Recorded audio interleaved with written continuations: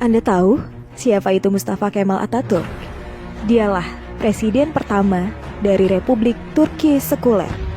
Dialah dalang di balik kacaunya Khilafah Utsmani sampai Khilafah Utsmani harus runtuh pada 3 Maret 1924. Dan ketika Mustafa Kemal Atatürk berkuasa di Turki, dia menjadi diktator pertama dalam dunia Islam. Dia yang memerintah dengan tangan besi.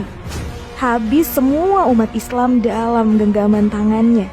Tangannya berlumuran darah umat Islam yang menghendaki agar Khilafah Utsmani kembali menghiasi bumi Istanbul. Mustafa Kemal juga yang berhasil menghapus segala bentuk hukuman syariah. Dia yang menghapus hukum potong tangan bagi pencuri, hukum rajam bagi pezina, hukum kisos bagi pembunuh, lalu diganti semua itu dengan hukuman penjara. Tak hanya itu, Mustafa Kemal juga menghapus hukum waris, menyamaratakan ahli waris laki-laki dengan ahli waris perempuan, menghapus hukum hijab bagi muslimah, mengubah Masjid Hagia Sophia menjadi museum. Kalimat azan diganti menjadi bahasa Turki, menggalakkan minum-minuman khamr di tempat umum, dan menjadikan majelis-majelis ilmu, kemudian menggantinya dengan tempat-tempat lokalisasi pelacuran dan diskotik. Tak hanya mengubah sistem pemerintahan Turki yang islami menjadi sekuler, Mustafa Kemal juga memiliki sifat sombong sebagaimana Fir'aun. Dalam suatu kesempatan, Mustafa Kemal berpidato di hadapan para tentara, ex-tentara khilafah. Dalam pidatonya itu, Mustafa Kemal membanggakan dirinya dengan berkata, "Kini, siapa yang berkuasa? Aku atau Tuhan?" Dengan perasaan takut, para tentara itu serentak mengucapkan, "Andalah paduka yang kami takutkan sekarang." Mendengar jawaban dari para tentara itu, senyum kesombongan mengukir di bibir Mustafa Kemal. Tapi semua itu berhenti ketika periode akhir Oktober 1938. Saat itu, Mustafa Kemal awalnya menderita penyakit kulit. Namun, Mustafa Kemal menderita penyakit tambahan yakni malaria, liver, dan penyakit kelamin. Dokter pribadinya pun memberi salep dan dioleskannya di kulitnya yang luka karena garukan dari kukunya.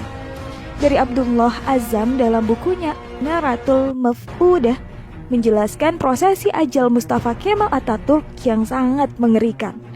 Menurut Dr. Abdullah Azzam, sebuah cairan berkumpul di perutnya secara kronis. Ingatannya melemah, darah mulai mengalir dari hidungnya tanpa henti. Untuk mengeluarkan cairan dalam tubuhnya, dokter pun menusuk jarum di perutnya. Tapi hasilnya, perutnya membusung dan kedua kakinya bengkak. Wajahnya pun menjadi pusat pasi dan terlihat seperti tengkorak. Mustafa Kemal yang sedang sakit menderita itu, kesehariannya dilingkupi rasa panas yang luar biasa. Bahkan, gatal-gatal dari tubuhnya semakin menjadi, hingga dia merasa tak tahan, lalu menjerit sampai terdengar di seluruh istana. Para pekerja istana sangat ketakutan ketika Mustafa Kemal sudah menjerit karena kesakitan. Badannya yang panas hingga melebihi suhu normal membuatnya tak mau masuk istana. Dia minta dibawa ke tengah-tengah laut untuk menurunkan suhu tubuhnya. Tapi ternyata suhu tubuhnya selalu naik dan malah bertambah panas. Syekh Dr. Said Hussein Al-Afani dalam kitabnya Al-Jaza min Jinsil Amal mengisahkan bahwa sebenarnya Mustafa Kemal sudah mulai menderita kanker hati pada tahun 1936. Tapi anehnya para dokter yang mendiagnosa baru mengetahui bahwa Mustafa Kemal terkena kanker hati pada tahun 1938. Dan puncaknya, pada pagi hari tanggal 10 November 1938, Mustafa Kemal dinyatakan mati oleh tim dokter. Sakaratul maut yang amat mengerikan bagi pengkhianat dan penghancur Khilafah Utsmani. Bahkan ketika akan proses pemakaman pun, para ulama Turki menolak untuk menyolatkan jenazah busuk Mustafa Kemal Atatürk. Baru dini hari ke-9, atas desakan dan permintaan dari adik perempuan Mustafa Kemal, barulah para ulama dan rakyat Turki mengkafani, menyolatkan, dan menguburkan Mustafa Kemal. Tapi naas, ketika jenazahnya akan dimasukkan ke perut bumi, Jenazahnya terlempar ke atap. Para peziarah dibuat repot oleh hal ini. Akhirnya para ulama sepakat untuk menimbun jenazah Mustafa Kemal dengan bebatuan di Bukit Angkara. Baru setelah 15 tahun matinya Mustafa Kemal, jenazahnya kembali untuk dikubur. Tapi lagi-lagi bumi menolak jenazah Mustafa Kemal Atatürk.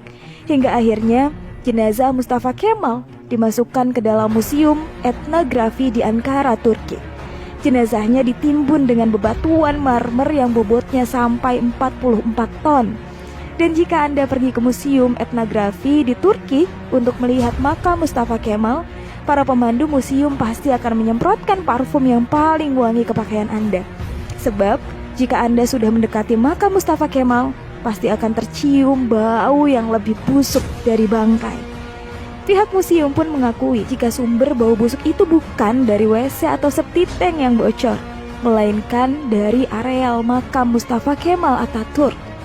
Kisah ini memberikan iktibar, seperti kata beberapa ulama, kalau kamu benci dan mencoba menjegal khilafah, maka kamu akan melawan Allah. Lihat, kematian yang mengerikan menimpa Mustafa Kemal Atatürk laknatullah, si penjegal dan penghancur khilafah Utsmani. Aroma bau yang terus keluar dari makam Mustafa Kemal adalah cara Allah memperingatkan kepada siapa saja yang mencoba sombong dengan kekuasaannya dan melawan syariatnya, maka dia pasti akan mendapatkan kematian yang terhina. Wallahu a'lam bishawab.